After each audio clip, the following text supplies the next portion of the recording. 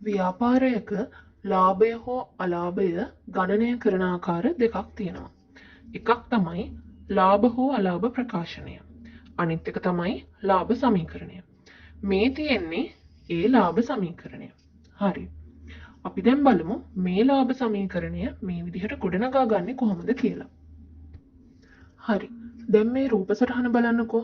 මෙතන මේ ABC shop මේ ABC කඩය 2024 ජනවාරි 1 වෙනිදා. ඒ කියන්නේ ඒ වසරේ මුල වෙනකොට මේ ABC කඩේ අයිතිකරු ගාව තිබිලා තියෙනවා ශුද්ධවත්කම් ලක්ෂ 5ක්. එතකොට 2024 12:31 ඒ කියන්නේ වසරේ අන්තිම වෙනකොට ABC කඩේ අයිතිකාරයා ගාව අයිතිකරු ළඟ තිබිලා තියෙනවා ශුද්ධවත්කම් ලක්ෂ 7ක්. එතකොට මෙතනදී වසරේ මුල ලක්ෂ 5ක් තිබුණු ශුද්ධවත්කම් ප්‍රමාණය වසරේ අන්තිම වෙනකොට ලක්ෂ 7ක් දක්වා වැඩිවීමක් දක්නට ලැබෙනවා. එතකොට මොනවද මේ ශුද්ධවත්කම් කියන්නේ? ශුද්ධවත්කම් කියලා කියන්නේ මුළු වත්කම් වලින් මුළු වගකීම් අඩු කරාම අපිට එනවා ශුද්ධවත්කම්. එතකොට අපි තව සමීකරණයක් ගන්නවා වත්කම් සමානයි වගකීම් ධන හිමිකම් කියලා. එතකොට අපිට මේ සමීකරණයෙන් හිමිකම් මෙහෙම තනි පැත්තකට ගත්තහම හිමිකම් සමානයි වත්කම් ඍණ වගකීම් කියලා ගන්න පුළුවන්. මම මෙතන මේ සමීකරණ තුනට භාවිතා කරලා තියෙන මේ තුඩු හැඩති රවුම මේ රවුම. එතකොට මේ සංකේත වලින් ඔයාලට හඳුනා ගන්න පුළුවන් මෙතනදී මෙතනක් තියෙනවා වත්කම් ඍණ වගකීම්, මෙතනක් තියෙනවා වත්කම් ඍණ වගකීම්. මේ දෙකේ වචනවල යම්කිසි සමානතාවයක් පේනවනේ. එතකොට ශුද්ධ වත්කම් කියන්නේ හිමිකම් වර්ගයක්. එතකොට අපිට මෙතනින් අවබෝධයක් ගන්න පුළුවන්, අදහසක් ගන්න පුළුවන් මේ ශුද්ධවත්කම් කියන්නේ හිමිකම් විශේෂයකට කියලා. එතකොට අපි මේ ශුද්ධවත්කම් ගන්න නම් මුළු වත්කම් වලින් මුළු වගකීම් අඩු කරන්න ඕනේ. එතකොට මේ පළවෙනි අවස්ථාවේදී ශුද්ධවත්කම් රුපියල් ලක්ෂ 5ක ඉඳලා ලක්ෂ 7ක් දක්වා වැඩි වෙලා තියෙනවනේ. එතකොට අපිට දැක ගන්න පුළුවන් ශුද්ධවත්කම් වැඩි වෙලා තියෙනවා. දැන් මේ ශුද්ධවත්කම් වැඩි වෙන්න හේතු මොනවද? ශුද්ධවත්කම් වැඩි වෙන්න අමතර ප්‍රාග්ධනය යෙදවීමෙන් පුළුවන්. අයිතිකරු අමතර ප්‍රාග්ධනය යොදවලා නම් ශුද්ධවත්කම් වැඩි වෙනවා. එහෙම නැත්නම් ව්‍යාපාරයේ ලාභ ලැබුවහම ශුද්ධවත්කම් වැඩි වෙනවා. එහෙමනම් දැන් මේ අවස්ථාවේදී අපි හොඳට විශ්ලේෂණය කරලා බැලුවහම අපිට තේරෙනවා අමතර ප්‍රාග්ධනය යොදලා නැහැ කියලා. අපි උපකල්පනය කරමු අමතර ප්‍රාග්ධනය යොදලා නැහැ කියලා. එහෙමනම් මෙතන තියෙන මේ ශුද්ධවත්කම් වැඩිවීමට අනිවාර්යයෙන්ම හේතුව වෙන්න ඕනේ ව්‍යාපාරයේ ලාභ ලැබීම. හරි. එතකොට මේ අවස්ථාවේදී ව්‍යාපාරයේ ලැබපු ලාභය කීයද? ආරම්භක ශුද්ධවත්කම් රුපියල් ලක්ෂ 5 ඉඳලා අවසාන ශුද්ධවත්කම් රුපියල් ලක්ෂ 7 දක්වා රුපියල් ලක්ෂ 2ක්. මේ අතර වෙනස ලක්ෂ 2යි. එතකොට ලාභය අපිට ලක්ෂ 2ක් කියලා හඳුනා ගන්න පුළුවන්. අපි දැන් මේ ලක්ෂ 2 ලබාගත් ආකාරය සමීකරණයකින් ලියුවොත් අපිට ඒක ලියන්න පුළුවන් ලාභය සමානයි අවසාන ශුද්ධවත්කම් අඩු කිරීම ආරම්භක ශුද්ධවත්කම් කියලා. එතකොට එනවා මේ ව්‍යාපාරය මේ අවුරුද්ද ඇතුළතදී ලබාගත්තු ලාභය. එතකොට අපි මේ අවස්ථාව තව පොඩ්ඩක් තේරුම් ගන්න සරල විදිහකට බැලුවොත් දැන් මේ මම මෙන්න මේ සරල රේඛාව තුල දක්වලා තියෙන්නේ මේ ශුද්ධවත්කම් ප්‍රමාණය. මෙතන තියෙනවා ආරම්භක ශුද්ධවත්කම්. මේක සාමාන්‍ය ප්‍රස්ථාරයක අර XY අක්ෂ විදිහටම හිතන්න එපා. මේක සරලව ගොඩනැගුවේ මේක තේරුම් ගන්න. එතකොට මේ අවස්ථාවේදී ආරම්භක ශුද්ධවත්කම් ආරම්භක ශුද්ධවත්කම් අපිට දකින්න පුළුවන් මෙතන ලක්ෂ 5යි. අවසාන ශුද්ධවත්කම් ලක්ෂ 7යි. මේ දෙක අතර පරතරය තමයි ලාභය ලක්ෂ 2යි. ඒක අපිට සමීකරණයෙන් දක්වන්න පුළුවන් ලාභය සමානයි අවසාන ශුද්ධවත්කම් වලින් ආරම්භක ශුද්ධවත්කම් අඩු කිරීම. මේ ආකාරයට සමීකරණයකින් දක්වන්න පුළුවන්. ඊට පස්සේ අපි දෙවෙනි අවස්ථාව බැලුවොත් දැන් අපි මේ දෙවෙනි අවස්ථාව බැලුවහම ABC කඩේ ආරම්භක ශුද්ධවත්කම් ප්‍රමාණය ලක්ෂ 5යි අවසාන ශුද්ධවත්කම් ප්‍රමාණය ලක්ෂ 7යි. එතකොට හැබැයි අපි අඳුරගෙන තියෙනවා අයිතිකරු මේ අවස්ථාවේදී රුපියල් 50000ක ගැනිලි කරලා තියෙනවා කියලා. එතකොට දැන් අයිතිකරු මුලින් රුපියල් ලක්ෂ 5ක් දාලා ව්‍යාපාරය පටන් ගත්තට මෙයා ආපහු රුපියල් 50000ක් අරගෙන තියෙනවා. එතකොට ප්‍රායෝගිකව හිතලා බලන්න. ප්‍රායෝගිකව හිතලා බැලුවහම ඇත්තටම දැන් අයිතිකරුට තියෙන අයිතිය කොච්චරක්ද? ලක්ෂ 5ක් දැම්මට එයා ආයි 50000ක් අරගෙනනේ. එතකොට 4,50,000ක් තමයි හිමිකම වෙන්නේ. එතකොට එහෙම 4,50,000ක් හිමිකම තිබිද්දිත් ශුද්ධවත්කම් අවසානයේදී හම්බෙලා තියෙනවා ලක්ෂ 7ක්. එතකොට අයිතිකරු අමතර ප්‍රාග්ධනය යොදලා නැත්තම් මේ අවස්ථාවේදී ලාභය වෙන්නේ මේ 4,50,000යි ලක්ෂ 7යි අතර වෙනස. එතකොට ඒ ගාණ තමයි 2,50,000යි. 2,50,000ක් ලාභය ආපු මේ වෙලාවේදී අයිතිකරු ගැනිලි කරලා තිබෙනවානේ. ගැනිලි කරලා තිබුණාම අපි බලමු කොහොමද දැන් මේ සමීකරණය හැදෙන්නේ කියලා.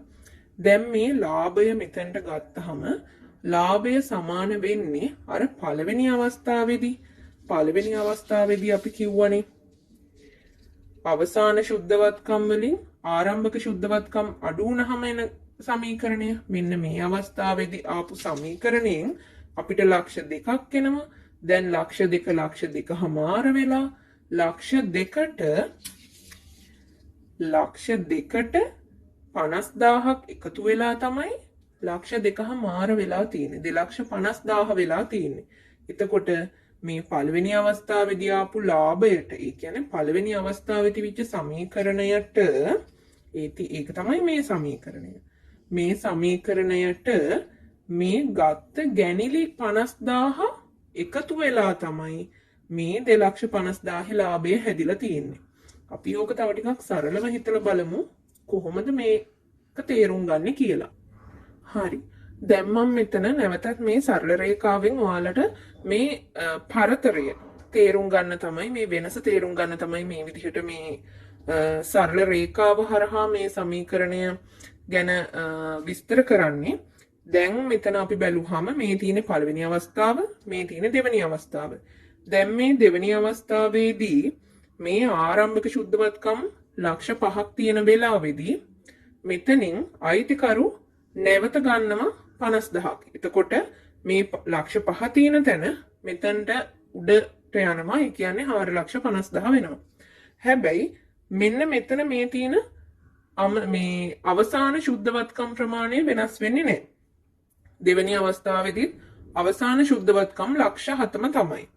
එතකොට දැන් මෙන්න මෙතන මේ තියෙන හිමිකමේ සිට අවසාන ශුද්ධවත්කම් දක්වා තමයි ලාභය එන්නේ 2,50,000යි.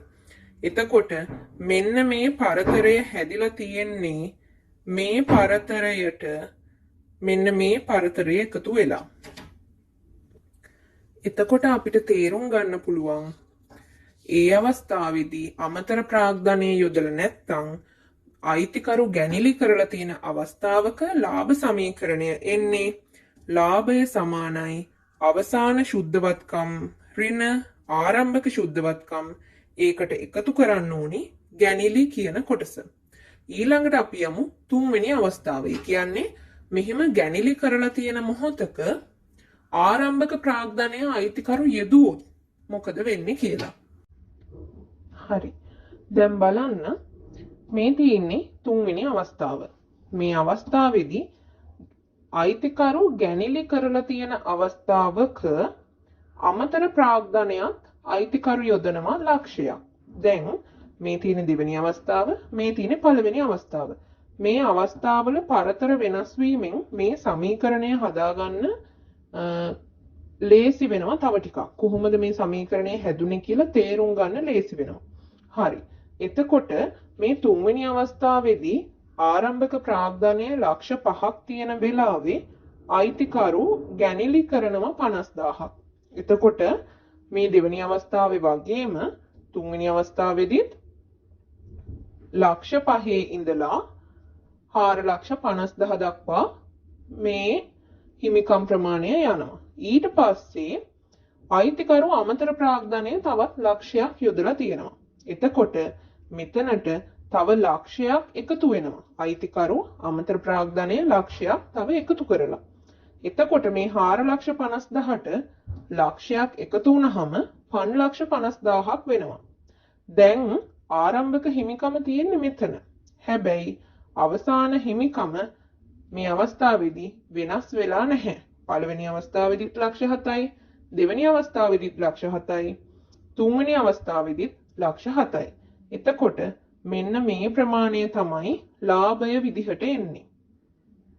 5,50,000යි ලක්ෂ 7යි අතර වෙනස. අපිට එනවා 1,50,000ක්. දැන් මෙන්න මේ වෙනස කොහොමද අපි අරගත්තේ? අපේ මෙන්න මෙතන මේ පරතරය තමයි මේ තියෙන්නේ. ඒ කියන්නේ මෙන්න මේ කොටස. මේ කොටස. ඒ කොටස තමයි ලාභය සමානයි අවසාන ශුද්ධවත්කම් වලින් ආරම්භක ශුද්ධවත්කම් අඩු කිරීම. එතකොට මේ ගැනිලි කරපු අවස්ථාව තමයි මේ සමීකරණයේ ගැනිලි අපිට එකතු වෙන්නේ. එතකොට ආරම්භක ප්‍රාග්ධනය යෙදුවහම අපි මේ ලාභයම ගන්න නම් මේ ආරම්භක ප්‍රාග්ධන කොටස මෙන්න මේ අවස්ථාවේදී අපි අඩු කරගන්න ඕනේ. දැන් බලන්නකෝ.